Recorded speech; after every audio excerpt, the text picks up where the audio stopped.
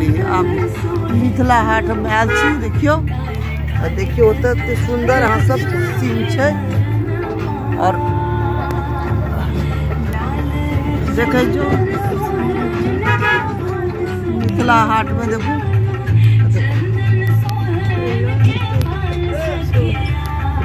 हम सब आयल छी मिथिला हाट। देखो सब देखो बोटिंग हो रहा है, लोग सब कर रहा है। हमरा बोटिंग नहीं करे के तैयार हम ट्रेने में घूम रहा छी। देखो आ सब देखो मिथिला हाट कतेक सुंदर छै। देखियो पैघ लोग सब बैसल छै सब हंसै छै। देखियो सब हमरा सबके देख के हंस रहल छथि। मिथिला हाट एहि पर गाड़ी पर बच्चा वाला गाड़ी में हम सब बैस के भ्रमण कर रहल छी, आनंद ल रहल छी मिथिला हाट के। देखियो कतेक सुंदर सब दृश्य छै।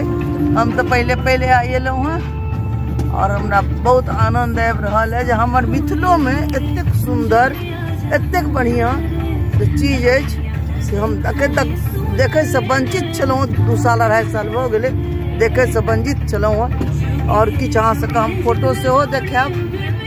देखियौ